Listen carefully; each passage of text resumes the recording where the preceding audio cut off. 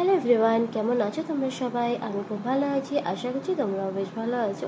এই একটু ঠান্ডা লেগেছে আর কি, গলাটা শুনে বুঝতেই পারছো। তো এখন বাজে বিকেল ওই 5:30 থেকে 6টার মতন। আমি একটু আজকে বিকেলের টিফিন মানে জলখাবার বানাবো আর কি।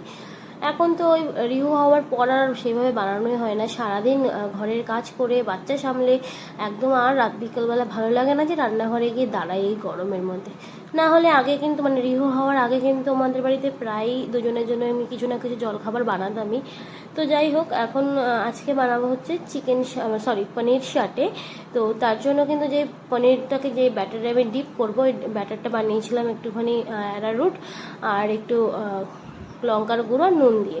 তো জল দেওয়ার পর অ্যারারুটটা একদম পাতলা জলের মতন হয়ে গেছিলো, তার জন্য আমি আবার 2 চামচ বেসন দিলাম, এতে টেস্টিও হবে আর একটুখানি ব্যাটারটা ঘনও হবে। তো চলো, আর না আমি রান্নাবান্নার শেষেই আজকে না এই পনিরগুলোকে ম্যারিনেট করে রেখেছিলাম। তার জন্য আমি ম্যারিনেশনের সময় না ভিডিও করতে একদম মনে ছিল না। ম্যারিনেশনটা একদম নর্মালি করেছি, একটু আদা রসুন বাটা, নুন, একটু গোলমরিচের গুঁড়ো, একটু সয়া সস আর টমেটো সস দিয়ে আমি ম্যারিনেশনটা করেছিলাম। আর একটুখানি চোখো চোখো করে ক্যাপসিকাম আর পেঁয়াজও কেটে নিয়েছি, যেরকম চিলি চিকেনে দেওয়া হয় আর কি। আর পনিরের পিসগুলো ছোটো ছোটো করে কেটে নিয়েছি। আর আমার কাছে না বড় যেই চিকেন শাটে বা পনির শাটের জন্য যে বড় স্টিকটা পাওয়া যায়, ওটা না আমার কাছে ছিল না। তা আমি ভাবলাম ছোট ছোট পুচকি পুচকি ওই মিনি শাটে বানানো যাক তাহলে। ঘরে যখন টুথপিক আছে, তো টুথপিক দিয়ে আমি এখন বানাচ্ছি। আর আমার বাড়িতে কিছুদিন আগে না ওই চানা পনির বানিয়েছিলাম, তো ওই ওখান থেকে তো পুরো পনিরটা লাগেনি, তো অর্ধেক পনিরটা বেঁচে গেছিলো। তো ভাবলাম যে একদিন আমি এই পনির শাটেটা বানাবো মিনি করে। তো হাফ পনির দিয়ে ওই 8টার মতন হবে। আর স্টিক অনুযায়ী পনিরের সাইজ বেশি বড় হয়ে গেছিলো, একটু ছোটো করলে হতো, বাট ঠিক আছে, স্টিল আমার বেশ টেস্টি লেগেছিলো।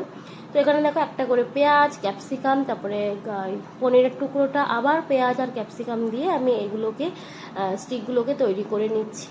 আর এগুলো কিন্তু তৈরি করতে আমার বেশ মজাই লাগছিল।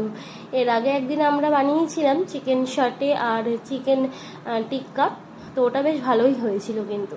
তো আমার আগের ভিডিও থেকে তোমরা দেখে নিতে পারো। আর এখানে দেখো আমি ভাজার জন্য কিন্তু কড়াইতে তেল গরম করে নিয়েছি। আর রিহু ছোটো কড়াইটাই নিয়েছি, কারণ যেহেতু অল্প জিনিস, আর অল্প জিনিস না ওই বড়ো কড়াইতে তেল দিলে না মানে শেপটাও ভালো আসে না, ডুবো তেলেও ভাজা হয় না।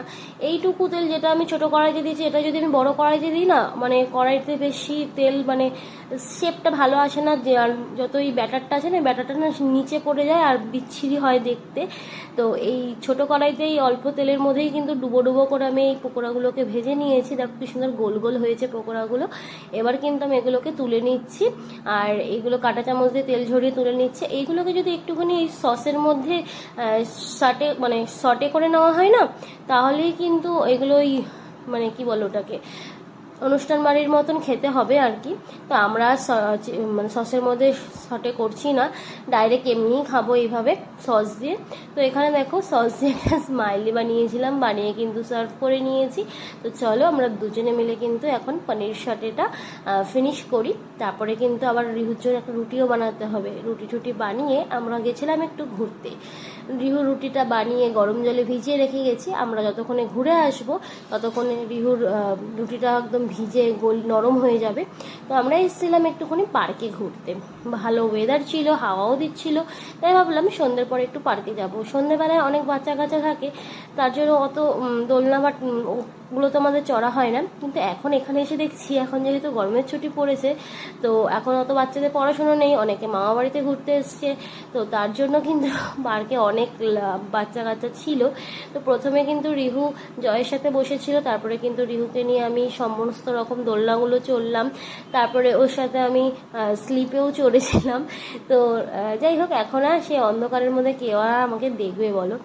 তারপরে কিন্তু আমরা বেশিক্ষণ দাঁড়াইনি আজকে, আমরা ওই আধা ঘন্টার মতন ছিলাম। আমরা দুজনে কিছু এক্সারসাইজ করলাম, তারপরে কিন্তু চলে যাচ্ছে আমরা বাড়ির পথে। গিয়ে আবার রিহুকে খাওয়াতে হবে, তারপরে কিন্তু আবার আমরাও ডিনার করব, তারপরে ঘুমিয়ে পড়বো। তো আজকের জন্য ব্লগটা এই অবধি। সবাইকে ta-ta, bye bye, good night. আর সবাই ভালো ভালো থেকো, আর ভালো লেগে থাকলে একটা সাবস্ক্রাইব আর লাইক করে দিয়েছে। ওকে, বাই।